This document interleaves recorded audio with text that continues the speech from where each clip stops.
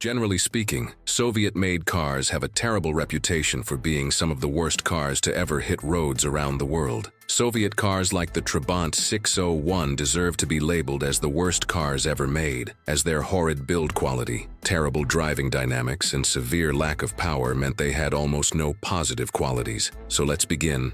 Number 7. Tatra T603. Tatra has always been an oddball when it came to manufacturing cars. While the Czechoslovakian car maker has been reduced to only building trucks today, it has a rich history of creating some of the best cars to come out of the Soviet Union. One of the most famous cars designed by Tatra is the oddball Tatra 603, a rather oddly shaped executive sedan. Part of the reason for the Tatra 603's odd shape was its rear-engined layout. Behind the rear seats sat an air-cooled V8 that drove the rear wheels. Its smooth body meant that the 603 was far more aerodynamic than most other sedans available at the time. However, despite the 603's innovative layout and bodywork, it was a rather hideous-looking thing. Its awkward proportions and hideous front end soiled what could have been a truly beautiful design. Thankfully, many enthusiasts have looked past its odd looks and come to love it for its quirks. Number 6.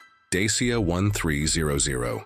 Yet another odd car company that found itself under the rule of the Soviet Union was Romanian carmaker Dacia. In modern times, Dacia is known in Europe for building some of the most affordable cars on the market. However, during the times of the Soviet Union, the young automaker was building a cheap copy of the Renault 12 for cash-strapped Romanian citizens. The best word to describe the styling of the Dacia 1300 is awkward, as the car's proportions seem off regardless of what angle it's viewed at. While the 1300 styling wasn't designed by Dacia, it suffers from being a rebadge of a car that was ugly to begin with. Although the Renault 12 and Dacia 1300 shared the same chassis, the plastic front fascia of the Dacia was far uglier than its Renault sibling. Also, the car shared the awkward forward-sloped roofline, as well as the drooping hood and trunk of the Renault 12. Number 5. SMZ 3D. During the times of the Soviet Union, the government would step in to give transportation to those citizens who didn't have the money for a car. SMZ,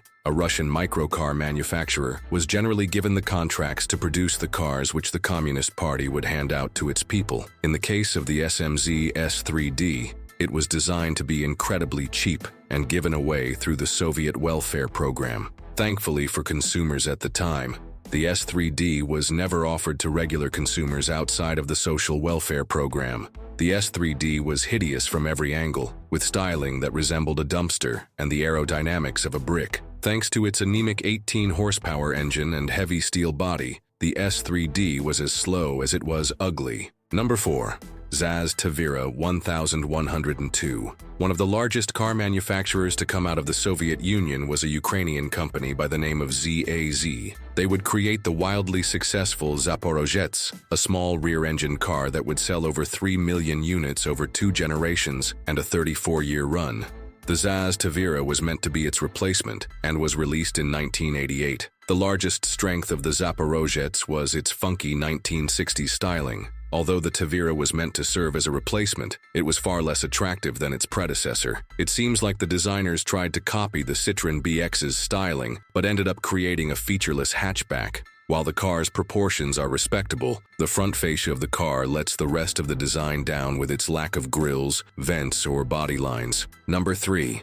LuAZ 452. During the times of the Soviet Union, the Russian manufacturer LuAZ was building up a reputation for creating rugged off-roaders. Many of these off-roaders were either used as trucks or for military purposes. In the case of the 452, LuAZ created a 4x4 van in 1965 for civilian and military use. The LuAZ 452 has a reputation for being an incredibly rugged vehicle for those living in rural Eastern European communities. Unfortunately, its off-roading capability is the 452's only redeeming quality. In terms of aesthetics, most of the body appears to be a bland copy of the iconic VW Type 2 bus. Thanks to its bulbous form and hideous front end, the 452's terrible looks have earned it the nicknames of Tadpole and Pill in Eastern Europe. Number 2. Wartburg 353. When asked about East German cars, most enthusiasts will think of the terrible Trabant. There were, however, zero other car manufacturers operating in East Germany, producing some of the Soviet Union's most unique cars.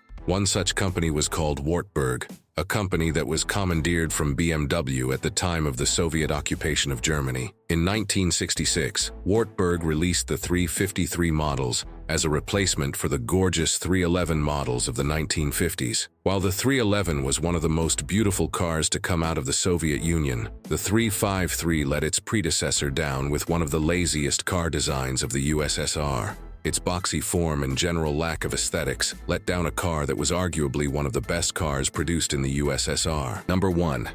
LuAZ 969. Originally created by Ukrainian automaker ZAZ in 1965, the Ukrainian automaker LuAZ continued building the 969 from 1971 to 1992. ZAZ had set out to create an affordable off-roader by using an unreleased Moskvich prototype as a framework. The result was one of the most capable off-roaders of the USSR. Although it proved to be great in off-road settings, the 969 also earned a reputation for being incredibly dangerous to drive. Also, while its a stubby body made it incredibly well suited for climbing, the 969's proportions are an absolute eyesore. It appears as though the designers had chopped off the bottom half of a Jeep and mated it to the frame of a compact car. Arguably, the worst part of the 969 was its front fascia, which looked massive compared to the rest of the car. Thanks for watching. Don't forget to like and subscribe.